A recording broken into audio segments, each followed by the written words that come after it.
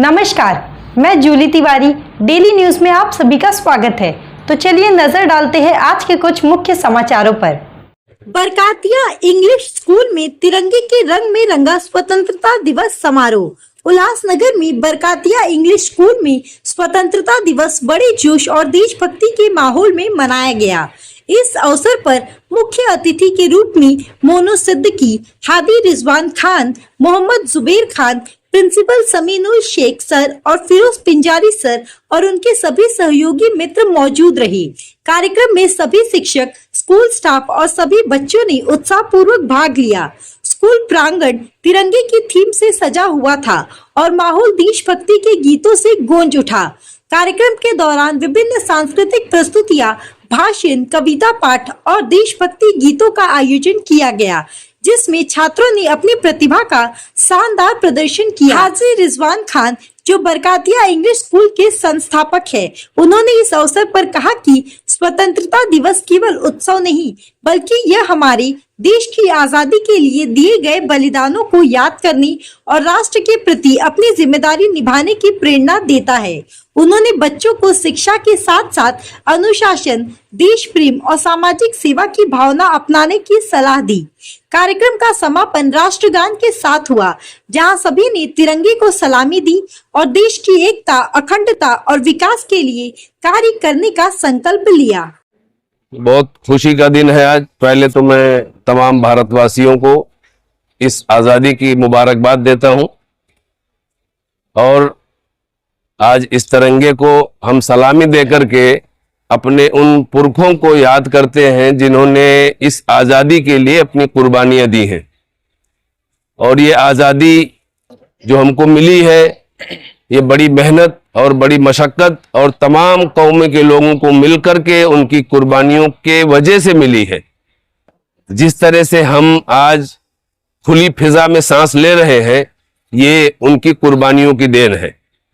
अब इस आज़ादी के बाद में हमारी जिम्मेदारी क्या बनती है कि हम पीएम से लेकर के और एक गरीब आदमी तक हम सब की एक तरह से पूरी जिम्मेदारी कि हम इस देश की तरक्की के लिए और इस देश की भलाई के लिए काम करें। सद्भाव और भाईचारा कायम रहे, इस तरह का हम प्रोग्राम करें और इस तरह की बातें करें हम, जिससे हमारे आपस में प्यार मोहब्बत बना रहे। और ये सब चीज हासिल करने के लिए सबसे ज्यादा जरूरी है एजुकेशन, जिससे हम अभी बहुत दूर हैं। हमारी सरकारें दावे तो बहुत बड़ी बड़ी करती हैं, लेकिन अभी तक हम इस पहुंच को नहीं पहुंच पाए हैं।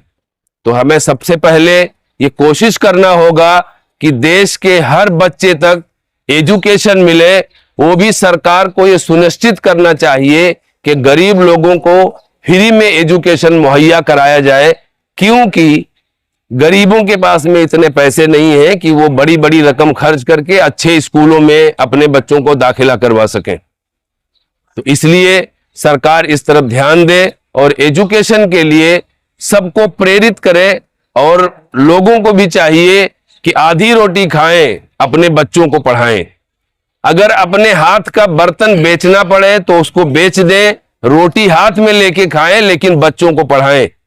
जैसे जिंदा रहने के लिए सांस लेना जरूरी है, उसी तरह से संसार में रहने के लिए, देश की तरक्की के लिए एजुकेशन जरूरी है।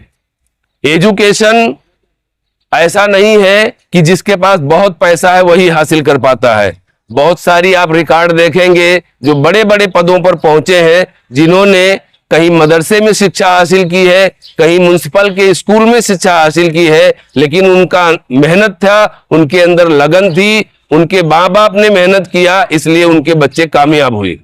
जो माँ बाप इस तरफ से नजर घुमाते हैं कि उनको एजुकेशन की तरफ ध्यान नहीं देना है, रोजमर्रा की जिंदगी में लगे रहते हैं, उनके बच्चे नहीं पढ़ पाते हैं।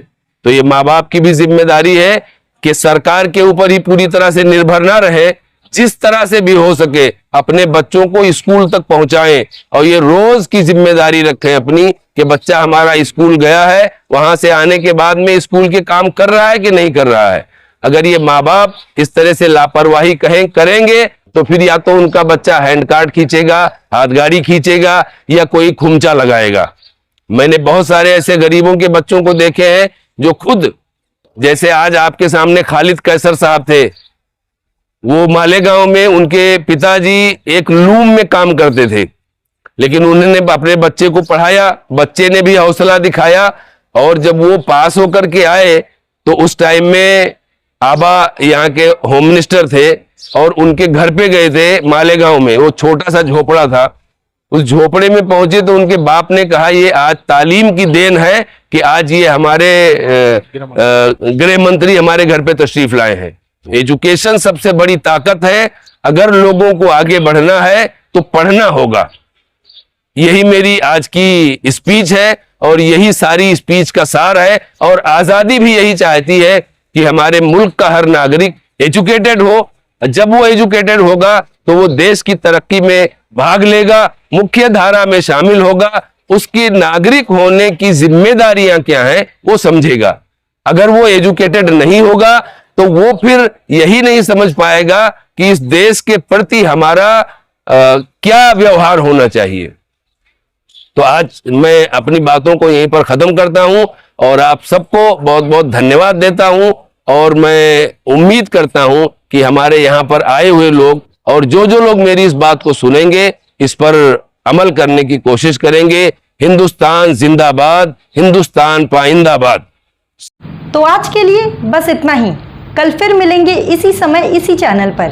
तब तक के लिए मुझे दीजिए इजाज़त। धन्यवाद। हमारे चैनल को सब्सक्राइब करें और बेल आइकन दबाना ना भूलें ताकि हमारी खबरें सबसे पहले आप तक पहुँचे।